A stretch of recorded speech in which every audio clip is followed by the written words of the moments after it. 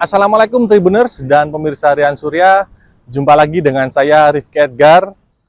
Dan kali ini saya sedang berada di depan pintu gerbang Pondok Pesantren Bahrul Maghfirah. Dan pada bulan suci Ramadan kali ini kami memiliki program cerita para kiai. Dan rencananya kami akan masuk ke dalam Ponpes Bahrul Maghfirah untuk mengetahui lebih dekat Ponpes Bahrul Maghfirah yang ada di Kota Malang ini, terutama untuk ngobrol dan berbincang langsung dengan pengasuh Pondok Pesantren Bahrul Maghfirah, yakni Profesor Dr. Kyai Haji Muhammad Bisri.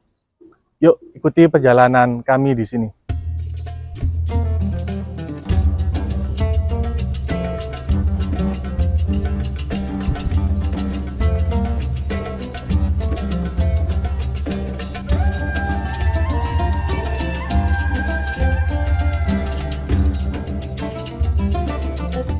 Assalamualaikum Tribuners dan pemirsa Rian Surya. Jumpa lagi dengan saya Rifki Edgar yang kali ini akan memandu Anda dalam program Cerita Para Kiai. Program yang mengajak Tribuners untuk mengetahui lebih dalam tentang kiai yang memiliki pengaruh besar di Indonesia. Dan kali ini kita akan berbincang-bincang dengan Profesor Dr. Kyai Muhammad Bisri. Beliau merupakan pengasuh Pondok Pesantren Bahrul Maghfirah yang ada di Kota Malang. Beliau dikenal sebagai akademisi, guru besar teknik pengairan, serta tokoh pendidikan dan inovasi yang ada di Kota Malang. Selain itu, beliau juga merupakan mantan rektor Universitas Brawijaya pada tahun 2014 sampai tahun 2018. Nah, Assalamualaikum Prof. Bisri. Waalaikumsalam Bagaimana kabarnya Prof? Baik-baik Mas Rizky. Nah, jadi gini Prof, sesuai tema yang kita angkat pada pagi hari ini tentang cerita para kiai. Nah, mungkin bisa diawali Prof, masa kecil Prof Bisri dulu seperti apa Prof? Ya, saya ini lahir di daerah dulu namanya Betek ya. Oh, Betek. Betek. Ya, sekarang Jalan Maijen Panjaitan atau Penanggungan. Penanggungan. Saya kecil di situ. Orang tua saya itu seorang kiai kampung ya, ulama kampung situ yang memang sejak kecil beliau sudah membimbing masyarakat dan seterusnya.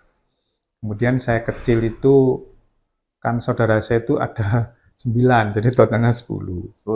Tapi saya ini sejak kecil saya tidak tahu diminta abah saya itu sekolah di agama. Oh, gitu. Sehingga saya SD itu dulu namanya SD Latihan 3 PGAN Jalan Bandung. Oh, di Jalan Bandung. Yang sekarang berubah jadi MIN, Madrasah Ibtidaiyah. Dulu itu sekolah saya.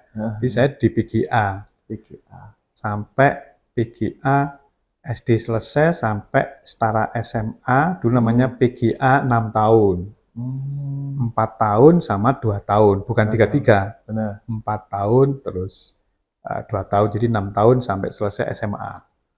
Dulu saya memang diminta oleh abah saya untuk melanjutkan ke UIN. Tapi saya PGA yang 6 tahun tadi, yang setara SMP itu, saya kelas 3 PGA. Itu dibully sama teman-teman. Karena saya ini hobinya olahraga, main bola kan. Zaman dulu kan olahraganya anak muda kan main bola. Saya ikut main bola di klub Indonesia Muda, masih waktu IM ya Prof? IM. Nah, terus dibully sama teman-teman banyak di kampung. Sekolah PGA katik dadi mudin ta. Jadi dulu saya diolok-olok sama teman-teman. Akhirnya nggak kuat saya. Pindah ke SMA. Tanpa sepengetahuan orang tua saya dulu itu. Saya pindahkan dulu sekolah masih muda ya, tahun 70-an kan masih. Saya pindah ke SMA NU namanya. Sekarang Salahuddin. Oh, Salahuddin. Nah, dulu namanya kan SMA NU. SMA NU. Dari PGA kelas 3, saya ujian persamaan dulu, baru pindah ke SMA NU, terus berubah menjadi SMA Salahuddin. Nah, jadi kelihatannya bahasa itu ingin saya jadi orang ahli agama. Tapi saya ini melengkor aja. Jadi saya kecilnya sampai SMA, terus baru kuliah. Kuliah mulai tahun 79 saya masuk ke teknik. Saya teknik, kenapa? Saya sebenarnya suka di manajemen ekonomi. Tapi waktu itu di UB belum negeri 100% kalau nggak salah. Saya masuknya masih berdasarkan ranking sumbangan. Saya masuk ke manajemen Fakultas Ekonomi. Karena orang tua saya kiai kampung nggak kalah sama ranking yang bayar tinggi-tinggi. Kami nggak lulus, saya kuliah ke Widya Agama ngambil ekonomi, manajemen, karena saya suka manajemen. Terus tahun berikutnya saya nyoba kembali ke UB, cari jurusan yang sepi. Golek ketemu teknik pengairan, saya juga ngerti ini apa itu. Daftar aja karena cari yang sepi peminatnya. Akhirnya keterima sendiri, jadi selanjutnya terus kuliah di teknik pengairan. Setelah itu saya tahun 96, saya ada teman saya pingin buat pondok pesantren. Nah, pondok pesantren ini, waktu itu saya matur ke abah saya, ada teman ngajak buat pondok pesantren. Ya wis, gawe wong kayak kebaikan. Buatlah saya di sini beli tanah. Sama jamaahnya abah saya, 500 meter. Tahun berapa waktu itu? Tahun 96. Notarisnya saya masih ingat di Notaris Rudianto. Namanya Yayasan Al-Ma'rifat. Al-Ma'rifat. Nah, setelah itu berdiri sampai tahun 98 baru saya bangun satu. Itu ada sejarahnya itu, ada satu lokal yang hari ini itu masih ada. Tahun 98 saya bangun. Selesai, terus adik saya ini kan alumni dari Tebuireng pesantren. Saya kan bukan lulusan pesantren. Terus adik saya minta, Mas tak kelolani ya pondok ya wis gak apa-apa, saya matur apa, ya wis kelola. Nah, dikelola adik saya. Dirubah namanya Pondok Pesantren Bahrul Mafiroh. Saya balik ke kampus, balik jadi akademisi. Balik ke kampus. Terus baru tahun 8 terus perjalanan saya jadi dosen muda, jadi doktor, profesor, terus saya jadi dekan Fakultas Teknik tahun 2013. Jadi dekan. Sebelumnya jadi ketua jurusan, jadi sekretaris jurusan lah. Bertahap ya? Bertahap. Terus saya jadi dekan 2013-2014. Dalam proses dekan ini saya diminta teman-teman nyalonkan rektor UB. Rektor UB akhirnya ya saya sebenarnya terpaksa aja nyalonkanlah jadi rektor. Menang. Terpilih. Tahun 2014 jadilah saya rektor Universitas Brawijaya sampai 2018.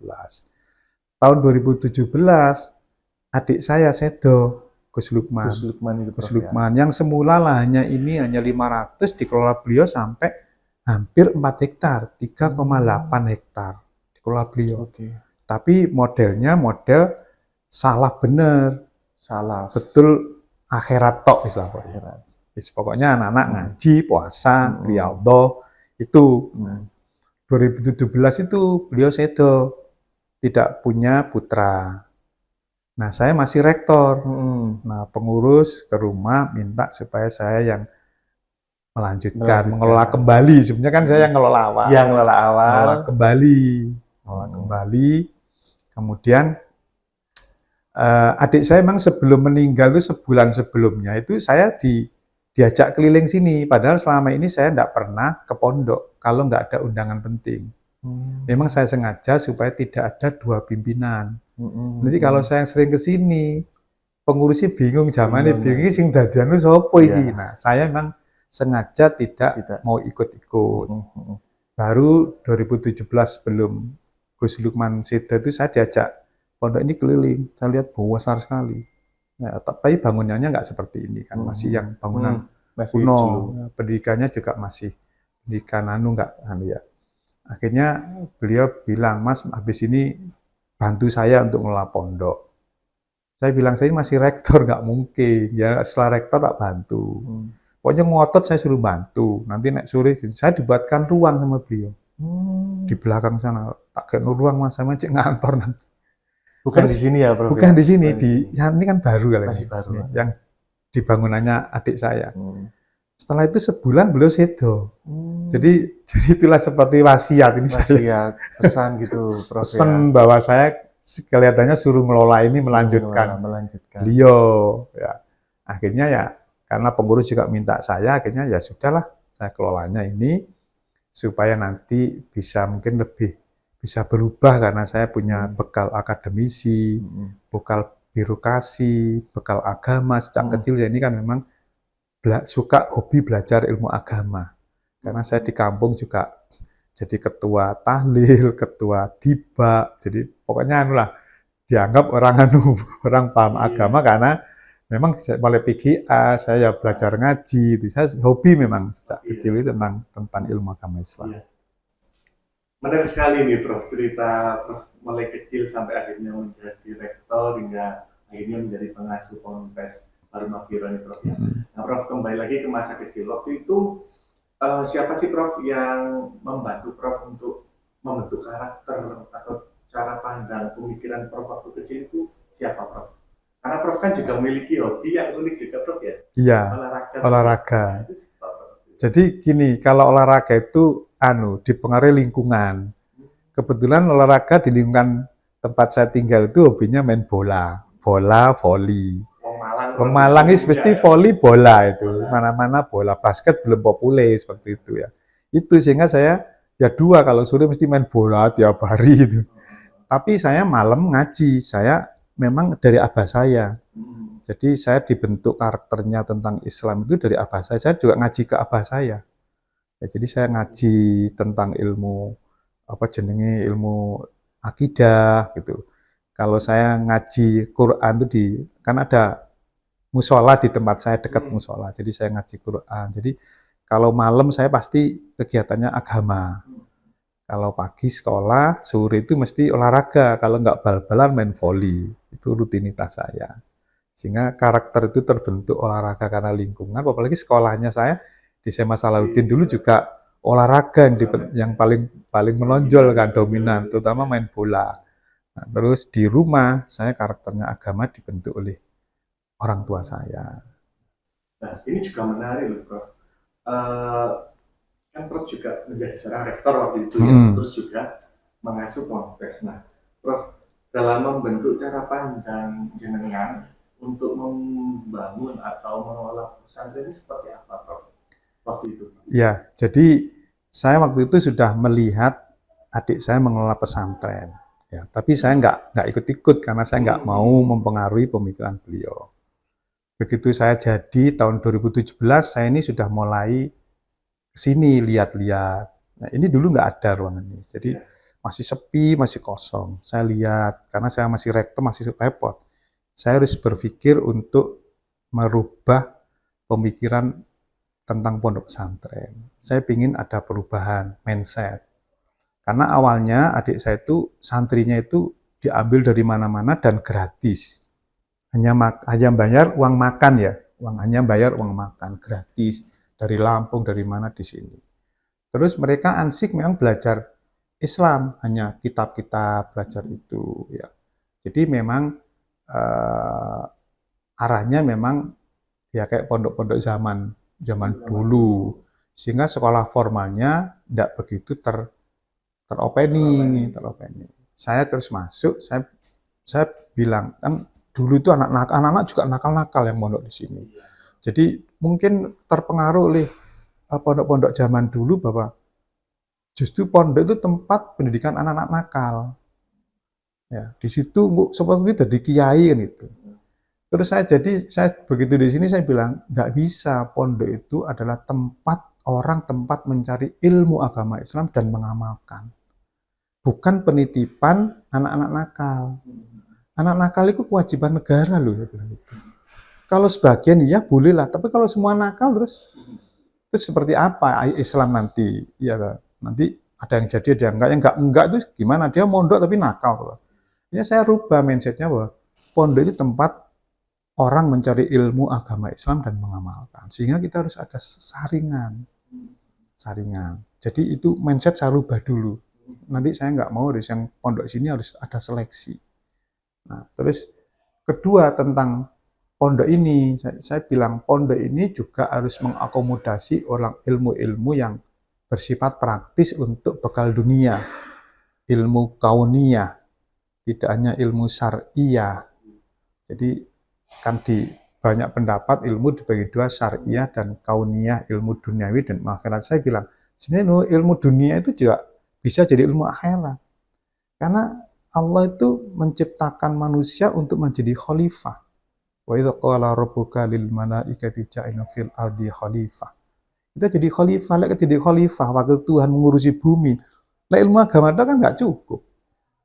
Harus ilmu umum. Kalau nanti kita nggak bisa ilmu umum juga, nanti orang Islam ketinggalan. Masa orang Islam nanti nggak bisa mayungi bumi, nggak mesti dunia.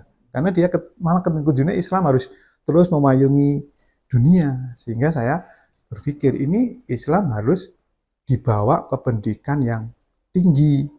Karena Al-Islam ya'lu wa la yu'la alaih. Islam itu agama yang tinggi, jadi standarnya harus tinggi. Ya mungkin saya kebiasaan berpikir akademis ya. Ya. Harus standarnya tinggi, jangan Islam itu standarnya rendah, nanti diketawain saya bilang itu. Makanya saya di sini punya tagline, di sini pondok ini harus mengelolanya ikhlas dan profesional. Tidak hanya ikhlas tapi profesional. Jangan profesional tanpa ikhlas, ini nggak jadi ibadah. Jadi ikhlas dan profesional. Profesional itu ya jadi standarnya tinggi. Prof, jadi ini arahnya ke ponpes modern ya, Prof ya? Bisa Kalau dibilang seperti itu, Prof? iya, Atau seperti apa? saya sebetulnya tidak modern ya. Islam itu memang menaungi zaman. Islam itu agama yang menaungi zaman. Coba bagaimana Islam menaungi orang ibadah di Kutub Utara.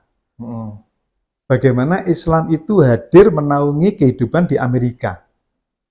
Bagaimana Islam itu di pedalaman di Papua. Jadi sebetulnya kan Islam itu ya tidak modern, ya pokoknya dia menaungi Harus zaman. menyesuaikan. Iya, rahmatan alam, dia naungi terus di mana-mana. Jadi dunia harus menyesuaikan Islam yang membimbing. Islam membimbing bagaimana kehidupan mengabdi kepada Allah itu kalau kita kondisi di kutub. Bagaimana membimbingnya Islam itu. Jadi apakah itu modern? Enggak juga kan. Sebetulnya ya itulah posisi Islam. Karena Islam ya'lu wa la yu'la. Islam itu agama yang tinggi, yang rahmatan alamin. Dia menaungi segala zaman dan sekolah tempat. Ya, jadi jangan terus kita ini beringin Islam itu kayak di hanya Arab Saudi loh lah. Terus yang di kutub gimana? Yang di Papua gimana? Yang di daerah enggak pernah ada enggak pernah tenggelam Swedia, itu gimana? Itulah hadir sehingga saya bilang kondisi ini pun ini bukan modern, tidak modern. Islam harus seperti ini, standarnya harus tinggi, bukan mewah loh, tinggi standarnya. Jadi kita juga harus bisa mengikuti perkembangan zaman ya. Iya, Islam nanti menuntun zaman. Gimana hukum orang nonton bioskop? Kan itu dituntun oleh Islam. Bagaimana hukum kita ke mall? Itu kan dituntun Islam. Bagaimana hukum berbisnis, bagaimana hukum tanaman kita menanam, mengolah hutan. Itu Islam harus hadir menaungi semua itu. Jadi tidak hanya sekedar Islam itu ta'abud hanya ibadah aja. Ibadah itu kok misalnya sholat aja. Jangan ta'aluk hanya berpikir, tapi tahaluk jadi budaya. Ya. Prof, kurikulumnya Prof di Ponpes ini juga mengikuti perkembangan zaman, Prof. Karena setahu saya dulu waktu pernah liputan di sini kan ada laboratorium digital dan AI ya, Prof. Ya. Seperti apa, Prof? Jadi gini, saya yang ilmu akhirat, ilmu syariah, saya ngikuti sanatnya Tebu Ireng. Jadi kami dengan Gus Kikin sudah kerjasama MOU bahwa sanad ilmunya adalah Tebu Ireng, karena adik saya alumni Tebu Ireng. Dan banyak pengasuh ini yang alumni Tebu Ireng. Sehingga kitab-kitab kuningnya ya sama lah.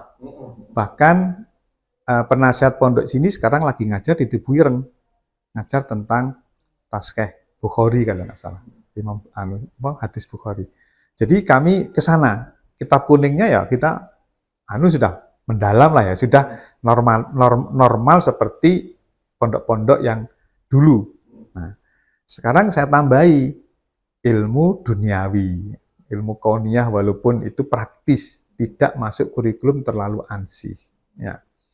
Yang saya masukkan karena gini, orang kepingin sukses itu pakai ilmu. Sukses dunia harus pakai ilmu, sukses akhirat harus pakai ilmu. Berarti kita harus pakai dua-dua ilmu ini. Nggak bisa hanya ilmu akhirat. Nanti dunia kita terlantar. Tidak bisa hanya duniawi, nanti rugi di akhirat. Dua-duanya. Walaupun mungkin porsinya bisa beda. Nah, beriringan. Ya, contoh aja ini contoh ya. Contoh anak-anak ini di sini wirausaha tentang pembesaran lele. Nah, biasa pondok kan begitu. Saya sudah bilang, kamu nek pembesaran harus pakai ilmu perikanan, ilmu makanan. Tapi karena background-nya asli pondok, maka dikelolalah lele itu saya dapat bantuan itu dikelola. Dalam kurun waktu tertentu seharusnya panen itu malah kok nggak panen-panen. Sing anu itu besarnya kepalanya. Badannya tetap kecil, berarti lele sombong. Karena tidak pakai ilmu tadi, ilmu dunia, ilmu perikanan. Nah, oleh karena itu di sini saya tekankan harus visi misinya adalah kita harus mandiri. Jadi membentuk SDM yang mandiri. Mandiri untuk menyiapkan akhirat, mandiri untuk menyiapkan hidup di dunia. Sehingga ini ditopang oleh wirausaha. Makanya di sini ada mata pelajaran wirausaha, kita punya balai latihan kerja. Ada program petani milenial, ada program pedagang milenial. Jadi diciptakan anak-anak itu supaya hidup dan dunia nanti kalau nggak ikut negara ya jadilah pengusaha. Makanya di sini ada BM Mart, ada Pertasop, ada usaha lele, usaha ayam, usaha bebek, ada rumah potong unggas, ada kowi, ada macam-macam lah. Supaya anak-anak bisa, nah terus ada BLK. BLK itu Balai Latihan Kerja, anak dilatih kerja juga. Packaging, bagaimana membuat lain-lain, supaya punya modal untuk kehidupan dunia. Nah, terus Roisa itu karena sekarang zaman digital, nah kita buatkan laboratorium digital dan artificial intelligence. Selain kita punya laboratorium multimedia kreatif. Ada di atas itu, ada studionya, anak-anak bisa belajar foto, organisasi wedding, itu ada di atas. Jadi lengkap. Rasa kampus ya, Pak? Iya, memang saya ingin mengkombinasi antara din dan sains. Walaupun sains adalah bagian dari adin. Jadi saya ingin semasa ini adalah karena kalau kita mau sukses dunia tanpa sains tidak mungkin. Maka saya ingin kehidupan kita ya kayak sukses di dunia, sukses di akhirat. Saya yang orang gini bisa jadi rektor. Itu kan tanda petik orang memandang saya sukses di dunia. Memandangnya ya, kalau saya kan biasa aja, itulah tugas manusia memang ya. Jadi saya ingin dua itulah nanti hasil dari output ini mandiri di dunia maupun akhirat. Ini juga menarik, Prof ya, artinya kita juga harus berjalan beriringan. Nah, sekarang gini, Prof, mungkin bagaimana sih, Prof, menjaga agar santri ini tetap kuat secara spiritual di tengah perkembangan zaman? Itulah latihannya di pondok ini. Di pondok ini, Bro. Latihan di pondok ini. Jadi nanti kalau jadi pilot, akidahnya kuat, sholatnya nggak pernah telat. Semuanya berbasis pada syariat Islam. Nanti jadi wali kota, nah itu tetap jangan terima, jangan korupsi, jangan itu karakternya dibentuk di sini. Makanya dia juga harus tahu hidup dunia di luar. Makanya ada digital, ya ada belajar marketing dia. Karena saya pingin anak-anak itu juga bahkan saya ini lagi mau ngerintis untuk kurikulum Cambridge di sini. Seperti apa itu, Prof? Cambridge itu standarnya kayak Cambridge di Inggris sana. Saya udah ketemu sama PJ Global, Pak Amin. Saya mau kunjungan ke sana, nanti kami akan ikut beliau. Metode pembelajaran Cambridge-nya. Bahasa Inggris, nanti suatu saat saya ingin di sini bahasa Arab. Jadi dua-duanya akan saya anukan, terutama bahasa ini sudah kita rintis untuk SD. Cambridge-nya ya. Mungkin insya Allah tahun depan sudah buka untuk kelas Cambridge. Kalau nanti berjalan, SMP-nya juga saya buka kelas Cambridge. Jadi saya ingin tadi sains dan din mau saya kombinasikan di pondok ini. Menarik sekali ya Tribuners ya, terkait apa yang sudah disampaikan oleh Prof. Bisri ini, Prof. Nah, Prof, mungkin Prof, kalau kita berbicara masa depan, Prof ya, menurut jenengan harus seperti apa sih pesantren-pesantren di Indonesia ini, Prof? Seharusnya pesantren ini harus harus menjadi tempat pengembelengan ilmu akhirat dan sebagian ilmu dunia dalam rangka pembaharuan pemikiran Islam. Seperti Imam Ghazali, seperti banyak Al-Jabar, itu kan akidahnya kuat, tapi dia penuh-penuh ilmu pengetahuan yang luar biasa. Kalau Islam mau berjaya, Islam itu ya'lu walayula alaih, di atas. Kombinasi itulah diperlukan di era sekarang. Jadi di era sekarang diperlukan kombinasi antara sains dan din. Kalau itu jadi, karena makalah Imam Syafi'i jelas, man arada dunya fa'ali bil ilmi, wa man arada al-akhirah fa'ali bil ilmi, wa man arada huma fa'ali bil ilmi. Semua pakai ilmu. Sains berarti. Saat Islam itu kan di Quran banyak sains juga. Tentang hujan, sains. Semuanya Ada lengkap. Makanya mestinya kita sains dan adin bergandengan terus gini. Supaya kita bisa menemukan sesuatu. Saya kan menemukan sumur injeksi. Nah, itu kan satu inovasi sains ya, yang dan itu manfaat. Banyak loh inovasinya. Iya, sekarang COVID juga ada bilik. bilik ya. Terus saya sekarang yang terbaru SDBSI. Saluran drenase berbasis sumur injeksi, sudah keluar hakinya tahun 2025 November kemarin. Jadi saya memang menggabungkan sains dan din supaya posisi kita tuh jadi tinggi. Jangan Islam dianggap jadul nanti. Islam agama eksklusif, tidak inklusif. Islam harus memayungi semua zaman. Kita jangan alergi terhadap zaman sekarang. Justru kita payungi. Dibutuhkan sains. Oke, baik. Prof, mungkin terakhir Prof, mungkin ada pesan, doa. Saya berpesan kepada para santri, jangan lelah untuk belajar ilmu agama Islam dan juga ilmu dunia. Gabungkan dua-dua ilmu itu supaya kita kalau berdoa Rabbana atina fid dunya hasanah wa fil akhirati hasanah wa qina adzabannar. Kita berbahagia hasanah di dunia dan di akhirat. Kita berdoa dua-duanya, tapi kita tidak pernah juga belajar sains. Nanti akhirnya kita seakan-akan keterbelakang di dunia ini orang Islam. Padahal Islam harus di depan, memimpin bangsa, memimpin negara, dan memimpin kebudayaan yang berdasarkan pada syarat Islam yang kuat. Apa yang disampaikan oleh Prof. Bisri ini bisa menjadi suri tauladan dan juga manfaat bagi para masyarakat dan tribuners dimanapun berada. Saya Rifki Edgar, pamit undur diri. Wassalamualaikum warahmatullahi wabarakatuh. So, makasih. Iya, sama-sama. Download Tribun X sekarang. Menghadirkan lokal menjadi Indonesia.